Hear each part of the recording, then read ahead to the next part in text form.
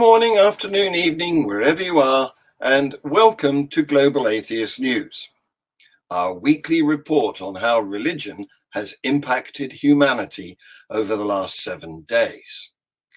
This week's headlines: a Nigerian church crush leaves 31 dead.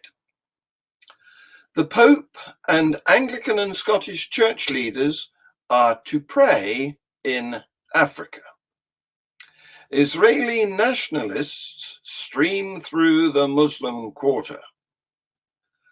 A corpse-worshipping cult leader is arrested in Thailand. An Oklahoma Republican governor candidate says life begins before conception.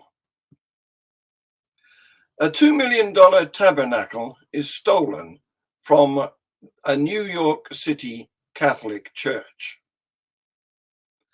A man killed 2 church members, then shot himself outside an Ames Church.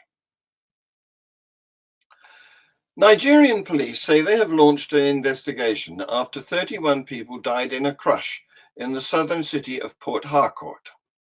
It happened in a sports field on Saturday morning, where a church was handing out food to the poor, some of whom had waited there overnight. The crowd became tumultuous and uncontrollable, and organizers failed to calm the situation, police said. Many of those who died in the crush were women and children. Witnesses said there was frantic pushing and some were trampled underfoot when people trying to reach the entrance were forced back. Security and emergency services were called to the scene to try to bring the situation under control. Some of the injured are being treated at Port Harcourt's military hospital, and the King's Assembly Church said it was deeply saddened by the incident and was reviewing its safety and crowd management procedures. Pope Francis, the Archbishop of Canterbury, and the leader of the Church of Scotland will together lead a prayer vigil for peace while visiting South Sudan next month, the Vatican said. It released details of the pontiff's itinerary of his July 2nd to 7th African travels, which he will begin in the Congo. Then he travels to South Sudan, where he will make what is being billed as an historic ecumenical pilgrimage of peace, along with the Reverend Justin Welby, who heads the Anglican Church, and the Right Reverend Ian Greenshields, moderator of the General Assembly of the Church of Scotland. The visit, to boost a 2018 agreement, is aimed at ending the civil war in South Sudan. Francis will also meet with victims of violence in Beni and in the east of Congo, the Vatican said. Last year, 2 explosions on the same day hit a Catholic church and a market in Beni. The explosions were claimed by the Islamic State group's Central Africa province. Thousands of flag-waving Israelis have marched through the Muslim areas of East Jerusalem's Old City in an event seen as highly provocative by Palestinians. The Palestinian presidency said Israel was playing with fire, and it comes at a time of particularly high tensions following months of deadly incidents.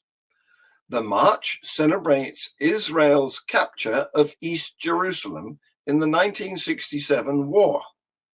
Israel regards the whole of Jerusalem as its capital, something rejected by most countries and the Palestinians. The Palestinians claim Israeli-occupied East Jerusalem as the capital of a future state of their own, and political displays by either side are viewed by the other as direct challenges. The BBC's correspondent said the scene at the Damascus Gate entrance of the old city was raucous as young Israelis chanted and danced, carrying flags and playing drums as they headed towards the Muslim quarter. Some Jewish Israeli families were among the crowd, carrying pushchairs down the narrow steps. There was a heavy presence of Israeli police with dogs guarding over the proceedings. In this space, there would normally be large numbers of Palestinians going about their business or sitting on the stairs. Some of the marchers shouted, "The people of Israel live," and there were other abusive chants and threats directed at Palestinians, with some shouting, "Death to Arabs," and "May your village burn." A BBC team covering the event was verbally abused and forcefully shoved by two marchers, causing a cameraman to lose part of his equipment. Nearby Israeli forces stopped them, but didn't take further action. Earlier, there were violent confrontations between Palestinians and Israeli police at a flashpoint holy site in the old city. Shortly after, hundreds of Jewish visitors, including a far-right MP, ascended the hilltop site where some danced, waved Israeli flags, and bowed down to pray before being stopped by the police. Palestinians view such actions as incendiary, and militant groups had warned they would not tolerate it. Israel is irresponsibly and recklessly playing with fire by allowing settlers to desecrate the holy sites in East Jerusalem, the president's spokesman Nabil Abu Rudaneh said. Palestinian officials often describe Israelis who visit the holy site revered by Muslims and Jews as settlers, and their presence there as a desecration. Jews and other non-Muslims are allowed to visit the site at certain times, but are forbidden to pray or display any religious or national symbols under a long-standing agreement with the Muslim authority which administers the compound. See this video. This is near the start of the march, and there are just thousands upon thousands of young Israelis like this that I've seen around the city. The mood with them is really jubilant, it's festive, it feels like a party. So this is the contentious point that the marchers were aiming for. Damascus Gate is the entrance to the Muslim quarter of the old city. Usually at this time of day, there would be plenty of Palestinians milling around. Israeli police have cleared them away. And as you can see, the Israeli marchers with their flags, they're dancing, they're singing, they're celebrating their presence at this spot. And they're going to head now into the old city, through the alleyways to the Western Wall. On May the 8th, Twani Nanra, a 75-year-old cult leader, was arrested on trespassing charges in a jungle in Chaya Phum province in northeastern Thailand. One of the additional charges still pending against him is unlawful disposal of bodies. The authorities were alerted by Kunjenjira, who claims that her 80-year-old mother had been living with the cult and has been barred from returning home. When investigating, local authorities discovered at least 11 corpses on the property. Police determined that the bodies were of his former followers. He had at least 12 people living with him. Nanra's devotees believed that the leader's urine, mucus, and even his excrement could cure disease, and they would regularly consume them. As Nanra was escorted to a police vehicle, his devotees harassed the officers and tried to prevent his removal. Nanra has been denied bail while the investigation continues. See this video. Corpse-worshipping cult leader arrested in Thailand. On May 8th, Nanra, a 75-year-old cult leader, was arrested on trespassing charges in a jungle in Chayamphoon province in northeastern Thailand. One of the additional charges still pending against him is unlawful disposal of bodies. The authorities were alerted by Hun Genjira, who claims her 80-year-old mother has been living with the cult and was barred from returning home. When investigating, local authorities discovered at least 11 corpses on the property. Police determined that the bodies were of his former followers. He also had at least 12 people living with him. Nanra's devotees believed that the leader's urine, mucus, phlegm, and even his excrement could cure disease and would regularly consume them. As Nanra was escorted to a police vehicle, his devotees harassed the officers and tried to prevent his removal. Nanra has been denied bail while the investigation continues. A Republican candidate for governor of Oklahoma has called for a total ban on abortion without any exceptions, while arguing that life begins before conception. Republican Mark Sherwood says, "I believe life begins in God before it begins at conception. He claims that every life is pre-planned by God, even those that begin with rape, as his did. His claim is that God wanted his mother raped." Mark Sherwood, who is an alternative medicine practitioner and former police officer, said on Thursday that he hopes to push a total abortion ban through the Oklahoma state legislature if he is elected. He is one of at least 3 Republican candidates hoping to unseat incumbent Oklahoma Governor Kevin Stitt when the state's primary takes place on June the 28th.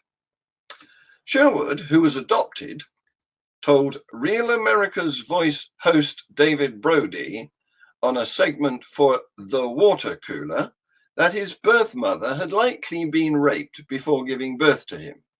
He suggested that abortion should be banned even for pregnancies that begin under the most heinous of circumstances, and he cited a Bible verse to explain his belief that life begins before pregnancy.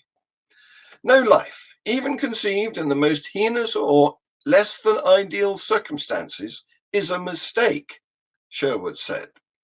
As I sit here and talk to you, I can tell you unequivocally, even the people that are pro-choice are not mistakes.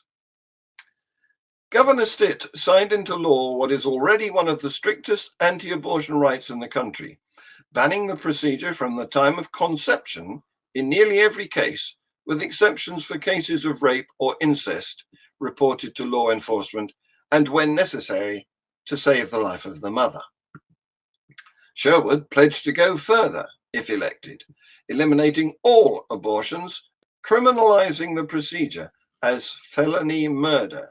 He went on to concede that abortions would likely continue even if a full ban were to take place, while comparing unsanctioned abortions to the elementary school massacre in Uvalde, Texas. This video is about the recently introduced Oklahoma abortion law.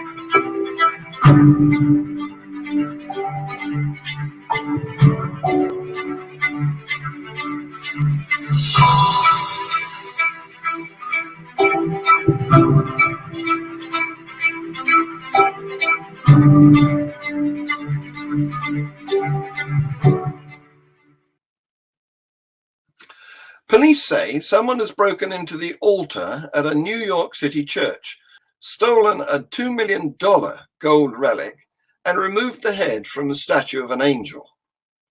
The incident happened between 6:30 p.m. last Thursday and 4 p.m. on Saturday, the police said, at St. Augustine's Roman Catholic Church, known as the Notre Dame of the Brooklyn Park Slope neighborhood. The church was closed for construction at the time, but camera recordings from the church security system were also stolen, the church's pastor said. The Diocese of Brooklyn called it a brazen crime of disrespect and hate. They said the thief or thieves cut through a metal protective casing, apparently with a specialist saw, and made off with a tabernacle dating to the church's opening in the 1890s.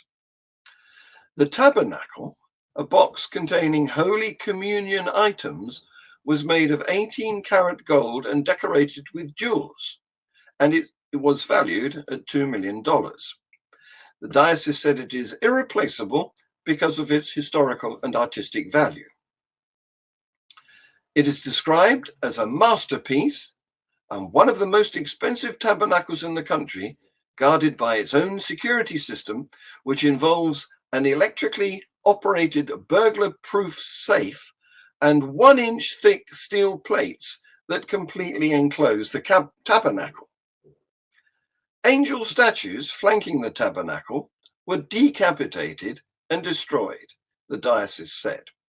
A safe in the sacristy, where priests prepare for Mass, was also cut open, but nothing was inside. Holy Eucharist, bread consecrated as the body of Christ, was taken from the tabernacle and thrown on the altar. Frank Tumino, the pastor of St. Augustine, said in a statement issued by the diocese that the incident was devastating, and added, "To know that a burglar entered the most sacred space of our beautiful church and took great pains to cut into a security system is a heinous act of disrespect."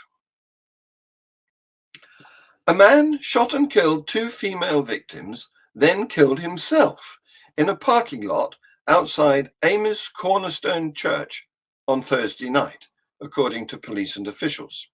"We are grieving deeply," said a statement from Mark Vance, who is with the Salt Company Youth Ministry at Cornerstone Church. "A tragic shooting incident occurred involving 2 young members of our community.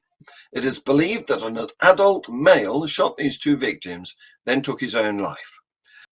The suspected shooter appeared to have died from a self-inflicted gunshot wound," Story County Sheriff Captain Nicholas Lenny said. The ages of the female victims were not immediately known. Lenny said several 9/11 calls came in as the program was going on at the church.